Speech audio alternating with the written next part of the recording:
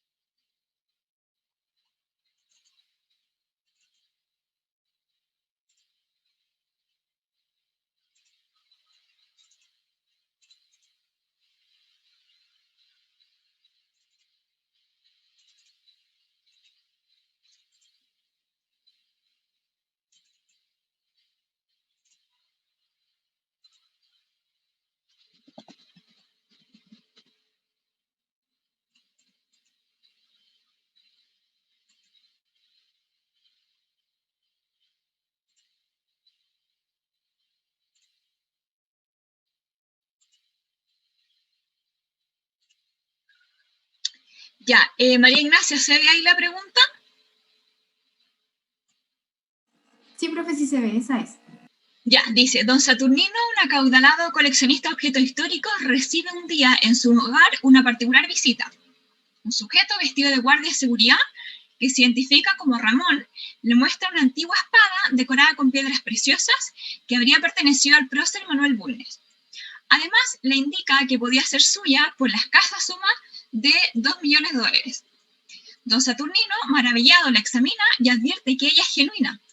Al instante, además, recuerda que en la prensa la semana anterior había aparecido acerca del robo de un objeto de tales características del Museo Histórico Nacional.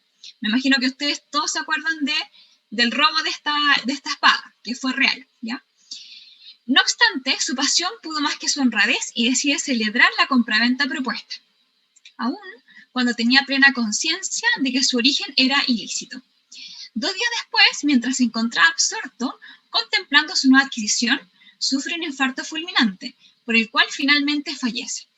Le suceden sus hijos Penélope y Pelagio, quienes al hacer un inventario de los bienes que su padre había dejado, encuentran la mencionada espada y, dándose cuenta de los problemas que ello les podría aparejar, deciden entregarla a la autoridad competente. Asimismo, concurren a su oficina y le preguntan si será posible interponer una acción de nulidad en contra de Ramón, con el objeto de que le restituya el dinero que su padre pagó por él. ¿Ya? Asesórelo. María Ignacia, ¿cuál es tu pregunta acá? Porque deberían surgirte varias preguntas. Sí, ¿qué ocurre porque quieren que se le restituya el dinero? Entonces, mi duda es como, a pesar de que el padre lo compró sabiendo que era un objeto robado, ¿qué ocurre con eso? Esa es mi duda. Ya, mira, la pregunta, claro, este caso, mira, en realidad, además de objeto ilícito, incorpora la materia de nulidad. Entonces, completo, lo van a poder resolver cuando veamos nulidad, ¿ya? Y ahí, bueno, vamos a ver los efectos de la nulidad y qué pasa cuando, si se puede o no solicitar la nulidad, cuando uno es heredero de la persona que sabía el vicio, ¿ya? Pero eso lo vamos a ver después. Entonces, por ahora, claro, quizás podríamos prescindir de la pregunta de la nulidad y lo que tú podrías hacer simplemente es revisar si dentro de los casos de objeto ilícito podría marcarse esta situación, la celebración de la compraventa. En el fondo, decir únicamente si la compraventa podría o no ser de objeto ilícito y por qué causal. Con eso estaríamos ok hasta ahora, ¿ya? Cuando terminamos de ver nulidad, ahí tú tendrías que ser capaz de responder la pregunta en específico, que es si es que los herederos pueden solicitar la nulidad o no, pero eso, la verdad, honestamente, todavía no lo hemos revisado.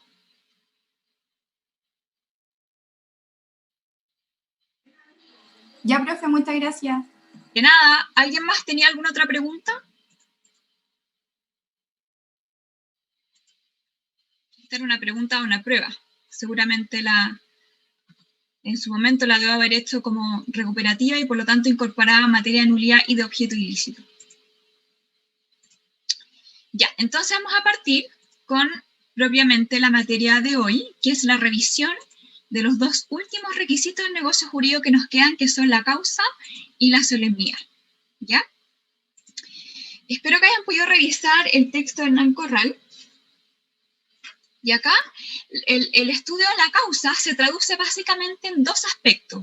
Son, en el fondo, dos preguntas que ustedes van a ver que se encuentran detrás de todas las teorías, tanto la teoría de la causa, las teorías más modernas y en el ordenamiento jurídico chileno. Entonces, básicamente el estudio de la causa se traduce en el estudio de dos cosas. Primero, por supuesto, ¿se requiere o no se requiere de causa? Ahí quizás me faltó poner ese como punto 1, ¿ya? Segundo, ¿qué se entiende por causa? Es decir, acá, si la causa se debe entender en un sentido objetivo o subjetivo, ¿ya? Y tercero, si lo que se exige es la causa del negocio jurídico o la causa de la obligación. Entonces, estas tres preguntas nos van a acompañar en toda la clase del día de hoy. Primero, si es que se exige o no se exige causa, ¿ya? Segundo, si es que, ¿cuál es la noción de causa? Que es relevante para el ordenamiento jurídico chileno, ¿ya? Y luego, si es que la causa que se exige es la causa, se le exige al negocio jurídico o se le exige a la obligación, ¿ya? Comentarios o dudas. Esas son las bases del estudio de la doctrina de la causa. ¿Algún comentario o duda que tengan? Partamos entonces. Aquí, esto lo pueden revisar con mayor detalle en el texto de Hernán Corral.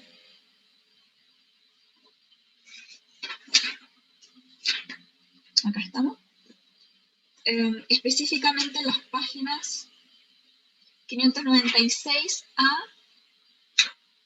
600. Ya son 4 páginas que les recomiendo leer para que puedan tener una mayor antecedente respecto de los antecedentes generales y la evolución histórica de la causa, ¿ya? Pero vamos a revisar también algunos aspectos acá en la clase. Primero, hay que señalar que, como lo explica el profesor Corral, en el fondo la voz misma o la noción misma de causa proviene de Grecia. Bueno, en esa época no se llamaba Grecia, ¿cierto? Pero proviene de la antigüedad y en específico Aristóteles, quien utiliza la voz causa para referirse al ser, ¿ya? Y en ese sentido él efectivamente distingue entre... Aquí se me perdió mi lápiz, perdón. Voy a empezar a grabar. Me había olvidado. Ahí está. Aristóteles efectivamente distingue entre la causa material, la formal, la eficiente y la final, que son nociones que van a utilizar también los civilistas después al abordar la noción de causa del negocio jurídico o de la obligación según, en el fondo, la lectura que adhiramos, ¿ya? Pero con un diferente contenido. En Roma, la verdad es que no existió la noción de causa, no se lo exigía como requisito al negocio jurídico. Recordemos que en Roma en general no había una teoría general del negocio jurídico. Entonces, básicamente, lo que ocurría en Roma, en términos generales, era que se exigía de la concurrencia de un requisito para que el pacto o lo que hoy en día se traduce como, o que llegó a ser el contrato o el negocio jurídico, fuera vinculante, ¿ya? Y en ese sentido se hablaba de la existencia de un requisito del negocio jurídico, perdón, no se exigía la causa como un requisito del negocio jurídico. Habíamos dicho que no existe una teoría del negocio jurídico, pero sí en Roma lo que podía decir, en el fondo, asemejarse un poquito más era a propósito de los negocios jurídicos que en el fondo requerían de una contraprestación, que es lo que nosotros hoy en día conocemos como negocios jurídicos, como contratos bilaterales. Ahí se mencionaba la palabra causa, ya como una manera de defensa, ¿cierto? Si no me cumplen, bueno, ¿cómo puedo recobrar? Entonces, pero no existía una teoría general de la causa. Luego llegamos a la Edad Media, y a propósito de la determinación de los actos que terminaban siendo vinculantes, en la Edad Media, principalmente en la Alta Edad Media, se distinguía entre el pacto vestido y el pacto desnudo, ¿ya? El pacto vestido era aquel que principalmente se encontraba reconocido por el ordenamiento jurídico. Y el pacto vestido, entonces, era aquel que generaba las obligaciones, ¿ya? Por lo tanto, el pacto desnudo era un pacto que no generaba una acción, ya no podía ser exigido compulsivamente. Luego, el derecho canónico, obviamente, lo que hace es moralizar las relaciones jurídicas y le interesa no solamente el negocio, sino que también la causa que llevó a ese negocio jurídico, es decir, el motivo que llevó a arribar a ese negocio jurídico, y por lo tanto introduce un elemento subjetivo, es decir, lo que nos interesa es la causa motiva, no la causa objetiva, ¿ya? Sino que la causa motiva. Y lo que dice el derecho canónico, y esto nos va a servir para después cuando veamos la situación en Chile, es que hay dos tipos de negocios jurídicos efectivamente, ¿ya? El pacto desnudo y el pacto vestido. En el caso del pacto desnudo, como no está reconocido expresamente por el ordenamiento jurídico, pero igualmente es lícito, la causa lo viste, ¿ya? Entonces ahí sí hay que expresar la causa. En cambio, en el caso del pacto vestido, como el ordenamiento jurídico lo reconoce, entonces no es necesario expresar la causa, ¿ya? Se presume la causa.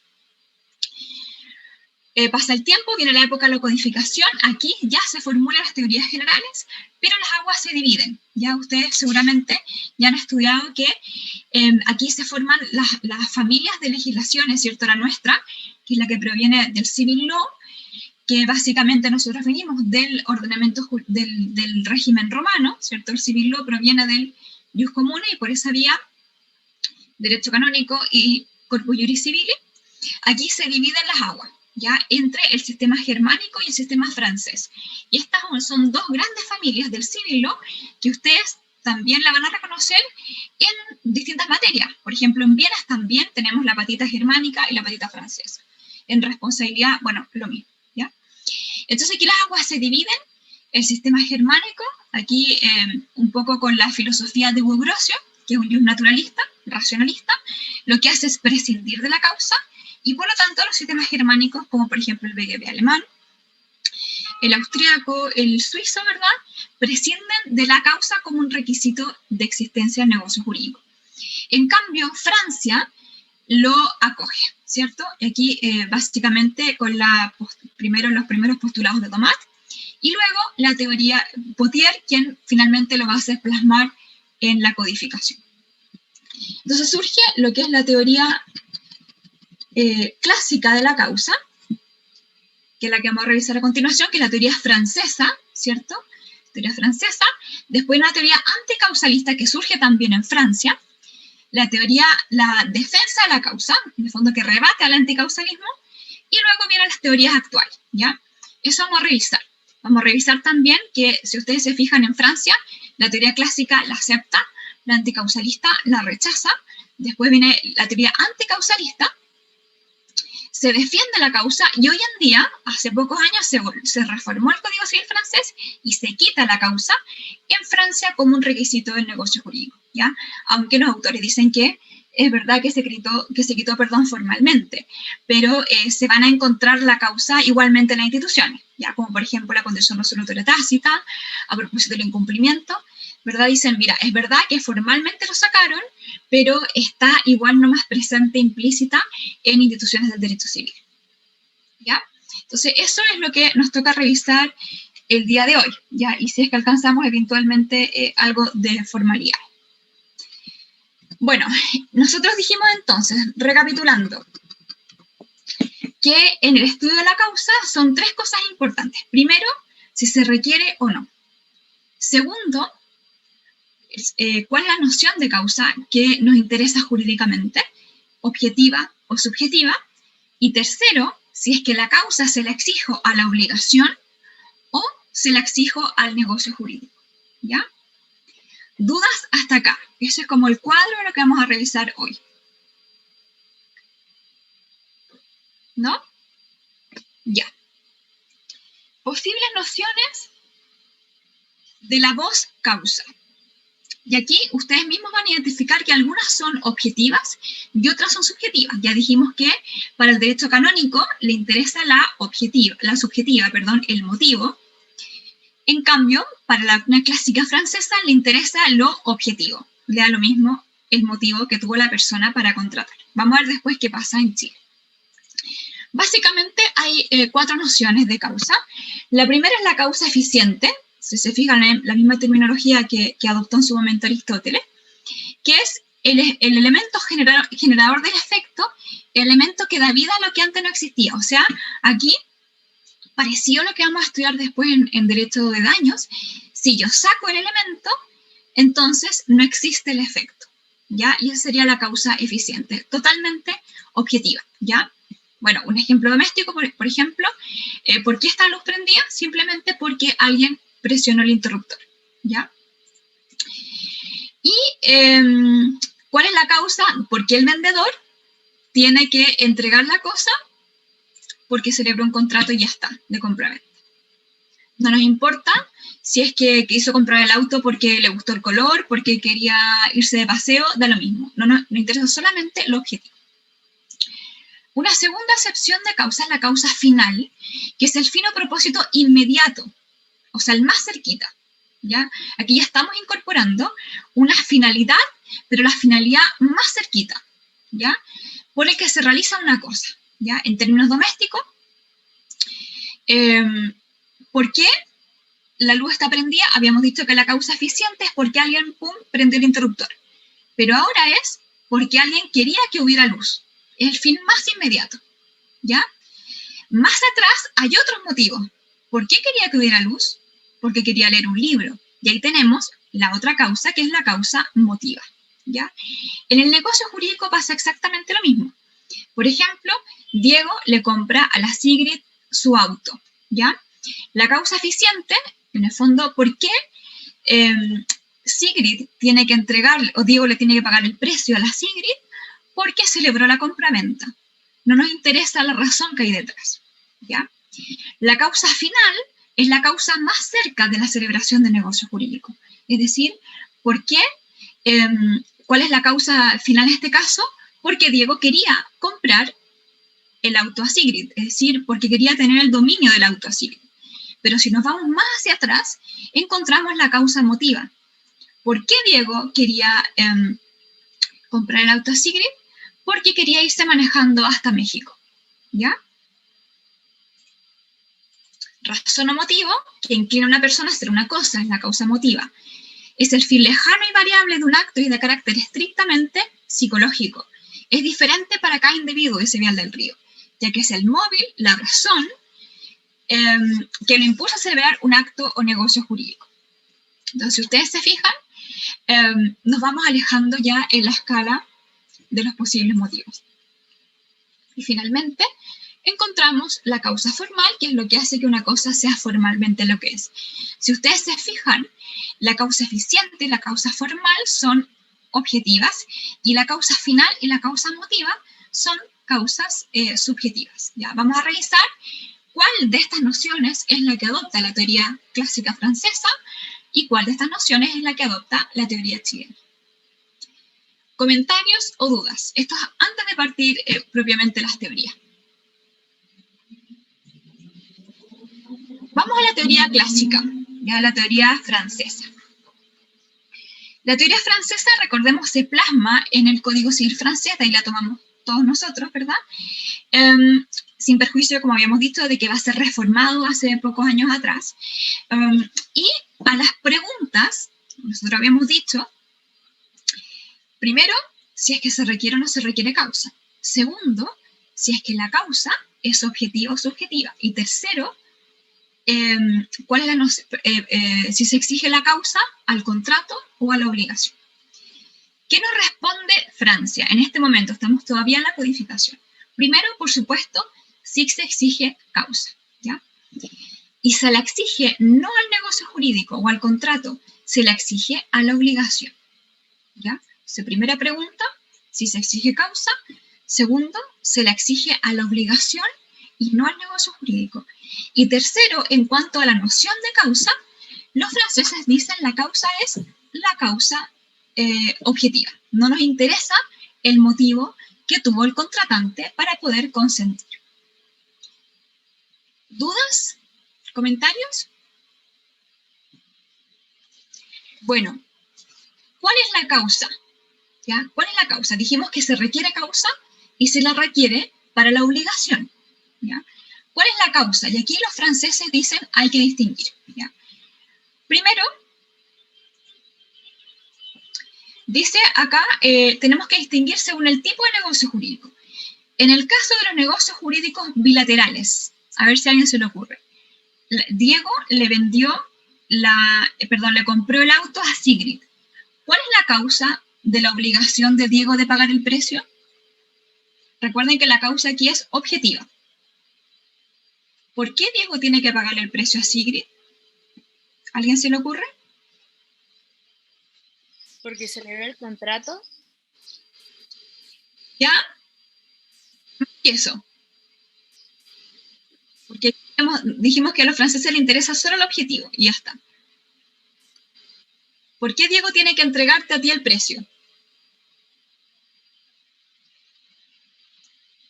¿Cuál será la razón? Estamos dentro de un negocio jurídico bilateral, la compra-venta, ¿cierto? Hay obligaciones recíprocas. ¿A alguien se le ocurre?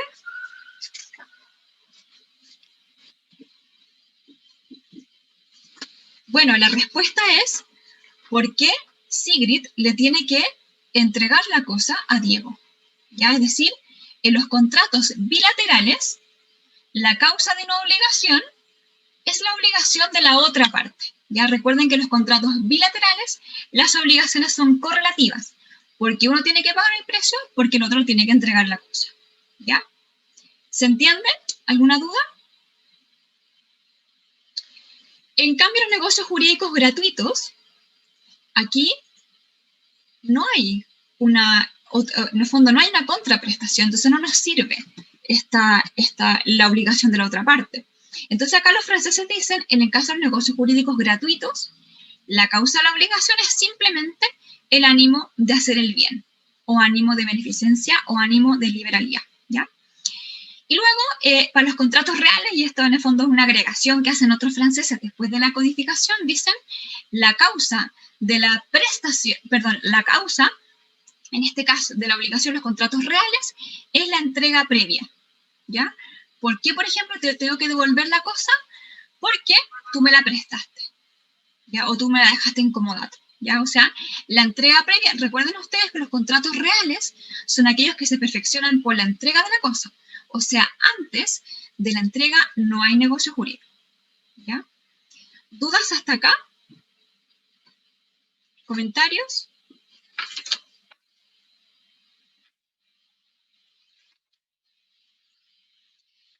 Entonces, resumen. Teoría francesa clásica. Primero, sí se exige causa. Segundo, la causa es objetiva.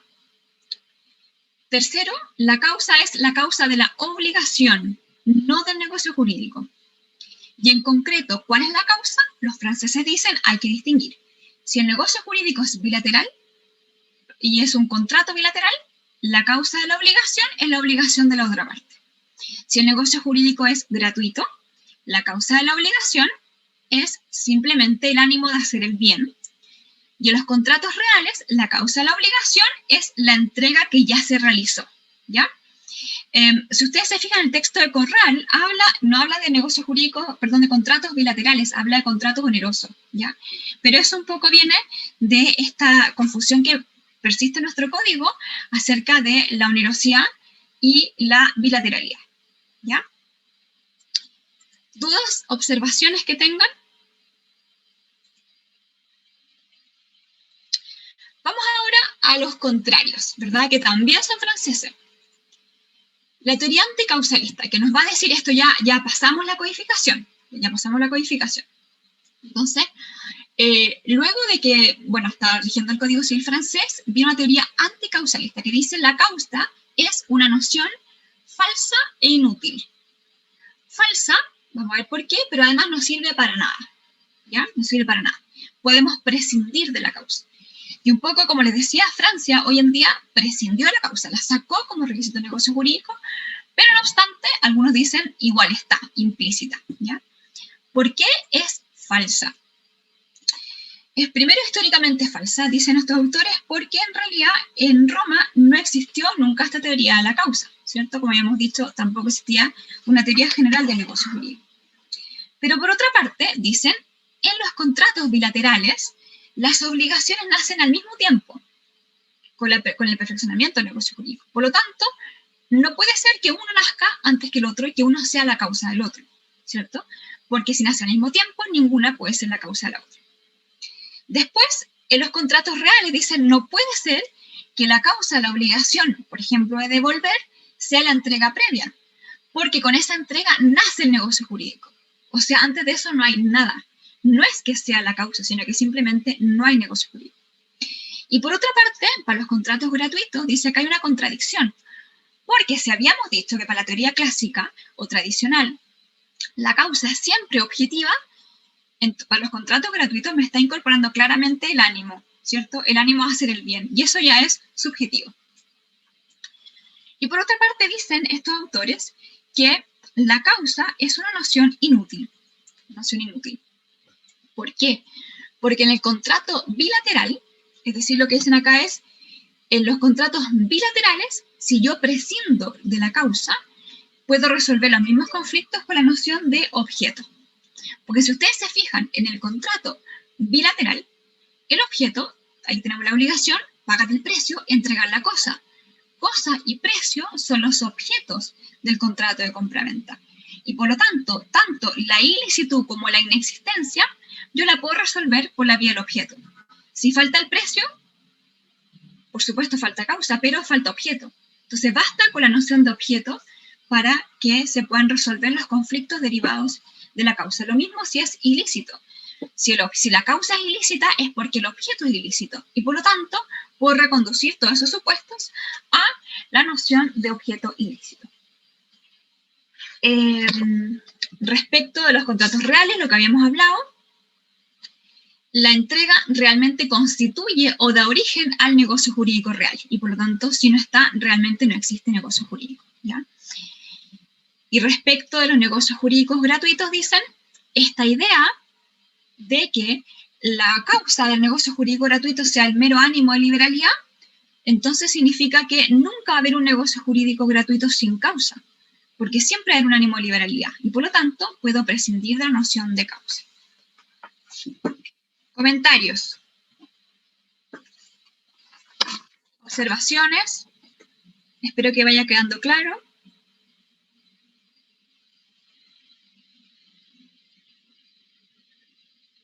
Bueno, viene después la defensa de la causa. Ya dijimos, primero están los que defienden la causa, vienen los anticausalistas que critican la causa porque es inútil y es falsa.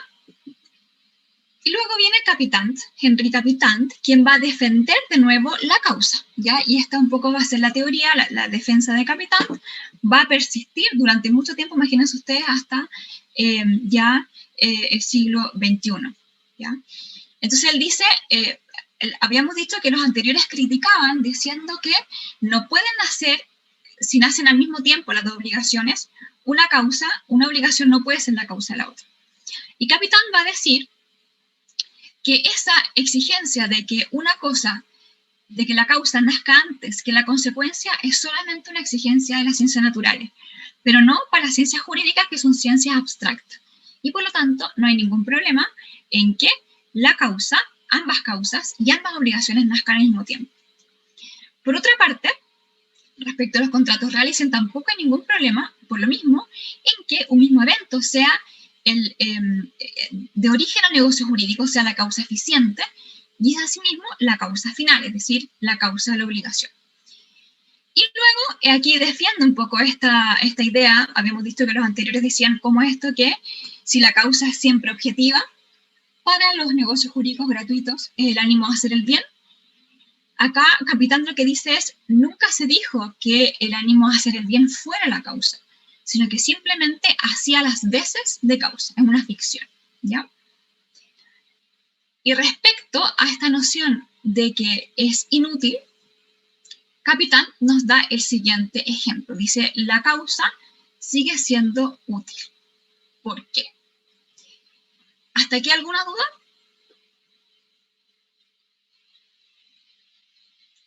Recordemos que los anteriores, o sea, los anticausalistas decían que la causa es una noción inútil porque todos los supuestos en los cuales puede involucrarse la causa, yo los puedo resolver por el objeto, ¿ya? Pero aquí, Capitán nos da un ejemplo en que él dice, en estos casos, sí nos importa la causa con independencia del objeto, ¿ya? ¿Algún voluntario que quiera ayudarnos?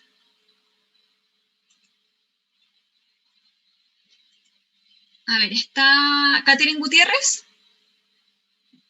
Sí, ¿se escucha? Ya.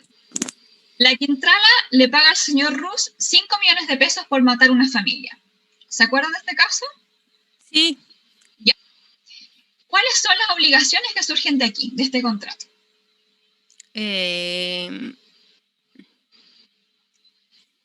Pero es que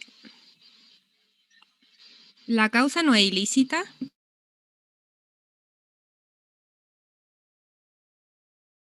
¿Qué surgen de acá? Bilaterales o no, ¿no? Pero dime cuáles son. ¿Qué obligaciones surgen y para quién surgen las obligaciones? Creo que matar la familia, Para Matar a la familia, por un lado, ¿y qué otra obligación surge?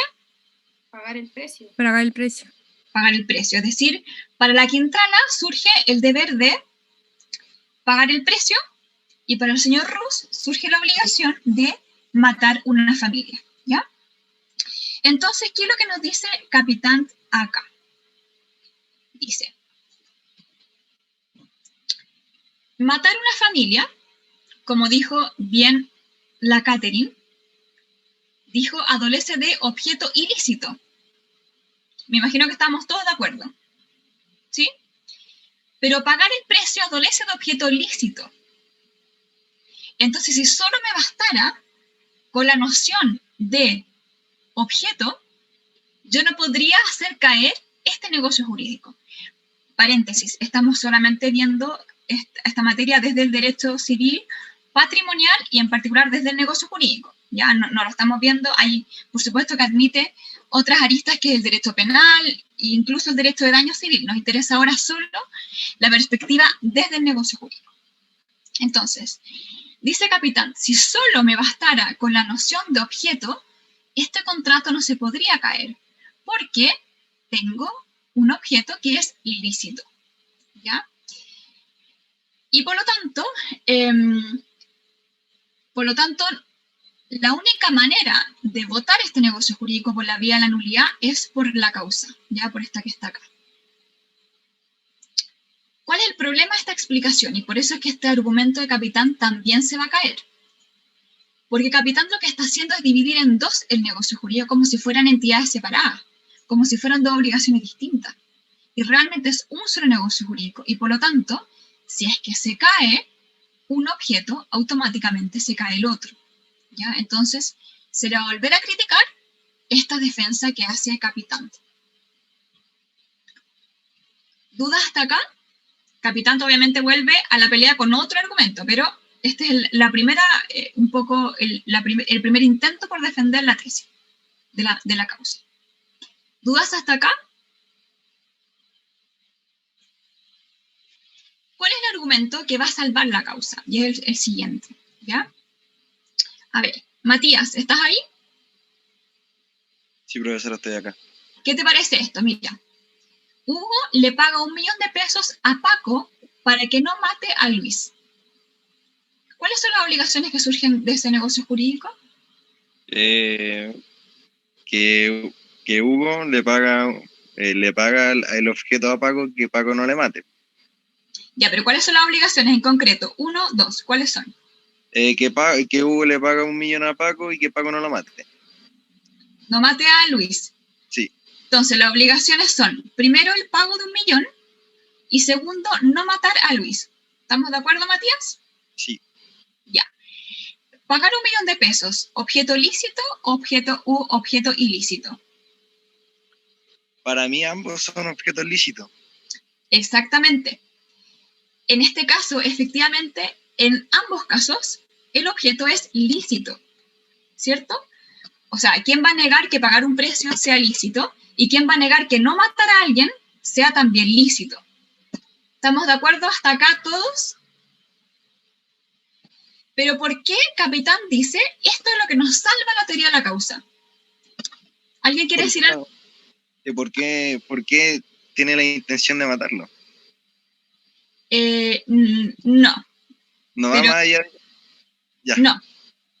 Es como que yo te dijera, oye, no mates a la Sigrid. A lo mejor tú no tienes ni un problema con la Sigrid. No, pero dentro de más allá, no, pero capaz que en la situación en la que está, en el contexto de la situación. ¿Ya? No. O sea, no va por ahí la cosa. Pero lo que nos dice Capitán es, este ejemplo nos sirve para defender la causa, porque aquí los dos objetos son lícitos, pero el negocio jurídico se cae igual. ¿Por qué? Pero, profe, ¿por qué tiene que pagar para que se mantenga vivo si se supone que no hay que pagar para mantenerse vivo? Igualmente estaría... Exactamente. Entonces aquí, Capitán dice aquí, si ustedes se fijan, los dos objetos son lícitos, ¿cierto? O sea, no hay un problema de objeto. Pero este negocio jurídico igual va a ser ineficaz, porque no tiene causa. Porque igual nomás, aunque no pague el 1 millón de pesos, existe el deber de no matar. ¿Se entiende? Entonces este negocio jurídico no se cae por un problema de objeto. Se cae porque no hay causa para pagar 1 millón de pesos porque el deber existe igual, lo impone el ordenamiento jurídico. ¿Dudas sobre este punto? Esta va a ser un poco lo que va a salvar la teoría de la causa en ese momento. ¿Dudas? ¿Comentarios?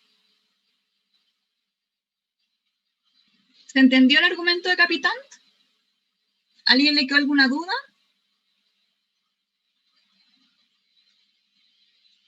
Bueno, entonces este es el argumento en el fondo que va a salvar la teoría de la causa en Francia, al menos en ese momento, y por la cual finalmente se le va a coger, bueno, nosotros también en nuestro ordenamiento jurídico la mantenemos como un elemento, de hecho un requisito de existencia del negocio jurídico, y además está detrás de muchas instituciones del derecho civil. Por eso, como les decía, se dice que es verdad que los franceses la sacaron, pero se les dice, mira, igual nomás la tienes, ya implícita, igual nomás está.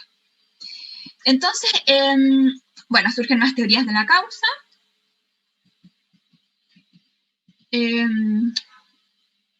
Vamos a revisar, esto le pido a ustedes, por favor, que lo revisen. Nosotros vamos a revisar ahora qué pasa en Chile, porque ya se nos ha ido un poquito el tiempo, ¿ya? Recuerden, las preguntas son 3 preguntas. Primero, ¿se exige o no se exige causa? Segundo, si se exige la causa, ¿se la exige a la obligación o se la exige al contrato? Y tercero, ¿qué causa se le exige? ¿Una causa objetiva o una causa subjetiva? ¿Ya? Y con esas preguntas vamos a terminar entonces el día de hoy. Aquí tenemos las normas que nos van a servir para responder estas preguntas. Entonces vamos a requerir de algún amigo voluntario que quiera abordar alguna de estas normas. ¿Algún voluntario? Ya, profe, yo. No. ¿Quién? ¿La Sigrid? Sí. Ya, no. Busquemos otro voluntario obligado. Fernanda, ¿estás ahí?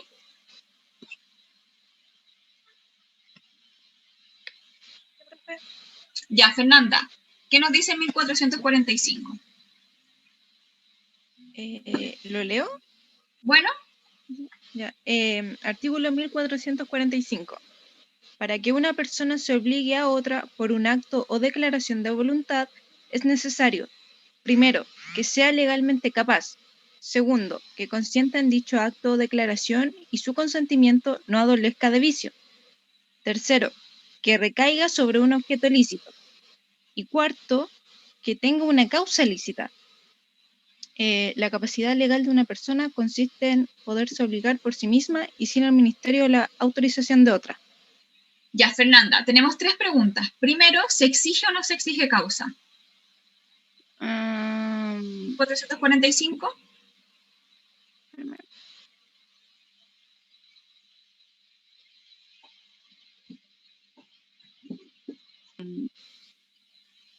Sí se exige, Sí se exige. Segundo, pero que sea lícito. la causa, al negocio jurídico o a la obligación. Disculpe, no la escuché. La segunda pregunta es, ¿a qué se le exige o qué se exige que tenga causa? ¿El contrato o negocio jurídico o la obligación? En el fondo la pregunta es, ¿la causa es un requisito del contrato o de la obligación? Dijimos que en Francia era de la obligación, ¿cierto? En Chile, ¿es un requisito del contrato o es un requisito de la obligación?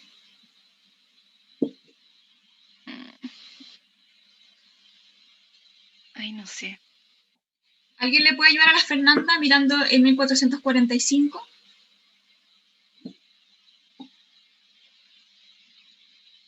¿De la obligación, profesora? ¿Dónde está eso? Para que una persona se obligue a otra persona por un acto. La causa sería la causa de la obligación. ¿Alguien que piense otra cosa o lo mismo con el 1445? Al contrato. ¿Por qué, Gabriela? Porque Tenemos por lo de acto y porque el contrato también ayudaría a crear la declaración de voluntad.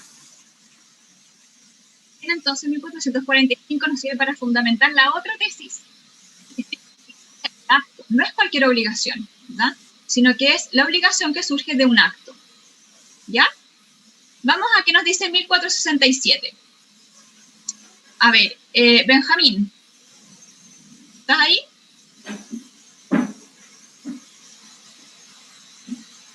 ¿Benjamín? Ya, Benjamín, ¿qué nos dice 1467? Dice, no puede haber obligación sin causa real y lícita, pero no es necesario expresarla, la pura liberalidad o beneficencia es causa suficiente. Se entiende por causa el motivo que induce al acto o contrato y por causa ilícita la prohibida por ley o contraria a las buenas costumbres o al orden público. Así, la promesa de dar algo en pago de una deuda que no existe carece de causa y la promesa de dar algo en recompensa de un crimen o de un hecho inmoral tiene causa ilícita. Ya, ¿qué te parece? Primero, ¿se exige o no se exige causa? Sí, se exige claramente en la primera línea que no puede haber obligación sin causa real y lícita. Ya, ¿y la causa se la exige al negocio jurídico o a la obligación? Al negocio, ¿Dónde al está? acto contrato. ¿Dónde está eso? Se entiende por causa el motivo que induce al acto contrato. ¿Ya? ¿Alguien adopta la tesis contraria de lo que está diciendo Benjamín con el 1467?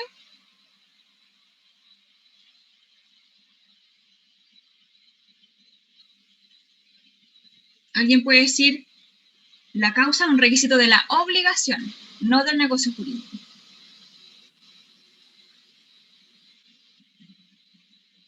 ¿A quién se le ocurre desde el 1467?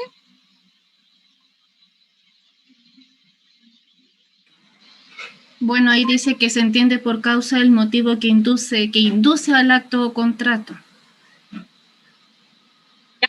también argumento a favor de la teoría de Benjamín. Muy bien. Alguien explica lo contrario, que la causa es la causa de la obligación, no del negocio jurídico. Profe, ¿Ya? según el inciso primero sería causa de la obligación, ¿Dónde? donde dice no puede haber obligación sin una causa real e ilícita. Exactamente. Muy bien. Entonces, ¿fijan que en el 467 nos sirve para las dos teorías? Benjamín, la tercera pregunta. ¿La causa exigida por el ordenamiento jurídico chileno es una causa objetiva o subjetiva? Es subjetiva. ¿Dónde está eso? Más por el lado de contraria a las buenas costumbres, pero también es objetiva por el lado del orden público. ¿Ya podemos discutir eso? ¿Algún otro argumento que se desprenda en 1467?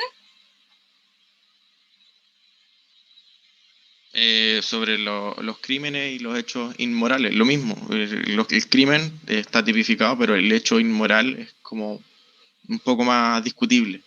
¿Ya? Perfecto. ¿Alguien más?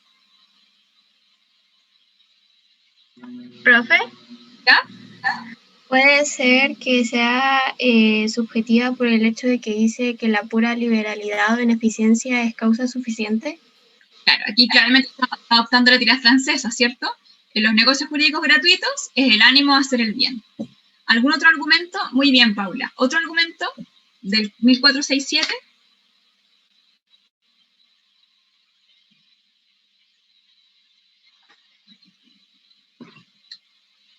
¿Qué les parece esta parte que dice se entiende por causa el motivo que induce al acto de contrato? O sea, aquí está aludiendo a la causa motiva, que es una causa de carácter subjetivo, ¿ya? Bueno, en resumen, en Chile no es claro, ¿ya? Esto es objeto de discusión. Aquí tienen las tesis ordenaditas para que ustedes después las puedan estudiar. Aquí, bueno, por supuesto se exige la causa en Chile, esa es la primera pregunta. La segunda pregunta es si es que se la exige al negocio jurídico o a la obligación. Aquí hay argumentos para uno y otro lado, ¿verdad? Por ejemplo, aquí los artículos 1445 y 1467, al hablar de obligue y obligación, como ustedes lo mencionaron, están aludiendo a que se exigiría a la obligación, ¿ya? Bueno, por supuesto también el argumento histórico de que el Código Civil francés proviene de la tradición francesa del civil, ¿ya? Pero también se ha indicado que lo que se le exige a la causa es un requisito del negocio jurídico y no de la obligación, ¿verdad? ¿Por qué? Invocando precisamente las mismas expresiones que ustedes mismos dijeron, en 1445 está requiriendo causalista para el acto y no para la obligación, sino que para el acto. Si leemos correctamente la enunciación es para el acto, ¿ya? Y asimismo, el 1467 habla de la causa al motivo que induce al contrato, ¿ya? Y aparte de esto, el 2057, a propósito del contrato social, dice que requiere que el contrato de sociedad tenga una causa ilícita, ¿ya? Ahora, frente a la pregunta, si es que la tercera pregunta es ¿qué tipo de causa me está exigiendo? Es decir, objetiva o subjetiva. Aquí, por supuesto que la expresión, el motivo que induce, ¿cierto? El ánimo y liberalidad nos está indicando que es subjetiva y básicamente que sería una tesis de causa motiva, ¿ya? Pero en cambio en contra, algunos han entendido que el Código Civil sigue el criterio francés, o sea, la tesis, perdón, se fue la lámina, la tesis objetiva, ¿ya? Y en realidad el motivo no me está hablando de una causa motiva, por algo dice solo motivo, y eso, de acuerdo a estos autores, no estaría contradiciendo entonces la noción subjetiva de la causa. Don Víctor Vial dice aquí, hay que distinguir la teoría ecléctica que siempre está, ¿cierto? Dice en el caso de la causa del acto o contrato, o sea, el negocio jurídico, en este caso es la causa motiva, ¿ya? Lo que induce a la celebración. En cambio, en el caso de la causa de la obligación, esta sí que es objetiva. ¿Comentarios o dudas? Bueno, ahí tienen, hay una sentencia que les voy a recomendar para que se lean, ¿cierto? Nosotros sabemos que la causa es un requisito de la existencia del negocio jurídico, por lo tanto, no puede haber un negocio jurídico sin causa, ¿ya? No obstante, aquí dice, en 1467 dice, pero no es necesario expresarla. Aquí pareciera ser que hay un resabio de lo que ya indicamos acerca de esta distinción en que para ciertos pactos la causa está implícita y en otros hay que indicarla, ¿ya? Respecto a esta expresión, lo que dice Víctor Vial es que se presume que la causa es ilícita. Y para que la causa sea declarada ilícita hay que probarla. Hay que probarla. Como habíamos dicho, hay negocios jurídicos. Todo negocio jurídico requiere de la existencia de una causa. Pero hay negocios jurídicos, esto lo vimos al principio del curso, que se llaman negocios jurídicos abstractos, y en los cuales el legislador, bueno, en Chile se requiere que tenga una causa, pero un poco se hace leso respecto de la causa. En el derecho comercial, como se requiere que sea un derecho en que el tráfico tiene que ser mucho más rápido, aquí se habla, por ejemplo, que los títulos de crédito suelen ser negocios jurídicos abstractos, por ejemplo, un cheque, ¿ya? Entonces, el típico ejemplo es, el cheque, bueno, se utiliza re poco, pero hay otros títulos de crédito.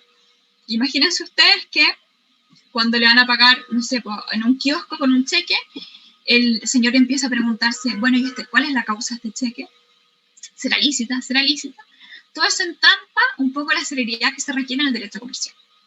Entonces, por esa razón, en el derecho comercial existen estos negocios jurídicos que se llaman, que básicamente ejemplos de ellos son los títulos de crédito, en que el ordenamiento jurídico un poco se hace leso o hace la vista gorda respecto de la causa, ¿ya? Que son negocios jurídicos abstractos. Sin perjuicio de lo anterior, nosotros hemos visto, como hemos venido señalando hace algunas clases atrás, incluso el semestre pasado, ha tenido lugar un nuevo proceso de moralización de las relaciones jurídicas. Entonces, esta tesis tradicional de los negocios jurídicos abstractos, ¿cierto?, incluso en el derecho comercial, ha sido puesta también en entredicho. Y hoy en día parece que no es tan así como se entendía tradicionalmente que los negocios jurídicos abstractos no nos importa la causa.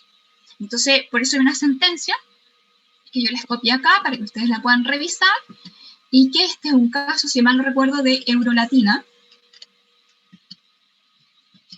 o bueno, a lo mejor otro caso de Eurolatina, no me acuerdo cuál les copié, pero se los voy a contar, en que había una empresa que prestaba dinero, incorporaba cláusulas de aceleración, prestaba dinero para la compra de viviendas, incorporaba cláusulas de aceleración, es decir, si tú no me pagas una cuota, yo te acelero todo el crédito, y por lo tanto te puedo cobrar todo lo que me des, ¿ya? Evidentemente, si la persona no tenía para pagar un dividendo, menos aún va a tener para pagar el crédito total. Es una cláusula de aceleración.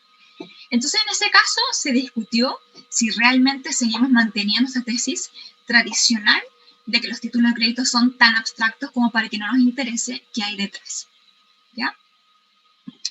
¿Comentarios o dudas? ¿Observaciones que tengan?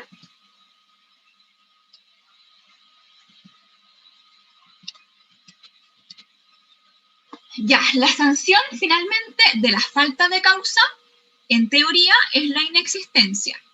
Vamos a revisar la próxima semana probablemente que en teoría es la inexistencia, pero que en Chile, si decimos que la inexistencia no es recogida por el ordenamiento jurídico civil chileno, la sanción sería la nulidad absoluta, ¿ya?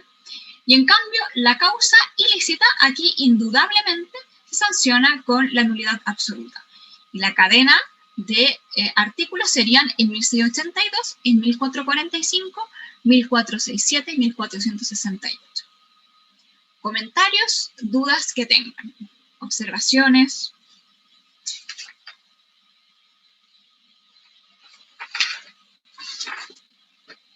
¿No? Bueno, entonces hemos terminado la causa. Queda para mañana en la mañana, entonces el estudio de las formalidades y solemnidades, haciendo la precisión, por supuesto, que aquello que es un requisito del negocio jurídico es la solemnidad, ¿cierto? Pero a propósito de la solemnidad vamos a revisar otras formalidades también. Y para mañana a la tarde entonces quedaría probablemente el estudio de las modalidades y efectos del negocio jurídico. ¿Algún otro comentario que tengan? No, profesora, todo bien, gracias. Perfecto, entonces que les vaya súper bien. Nos vemos mañana de nuevo a las 12. Gracias, profe, que esté bien. Bien, Chao, profe, cuídese. igualmente.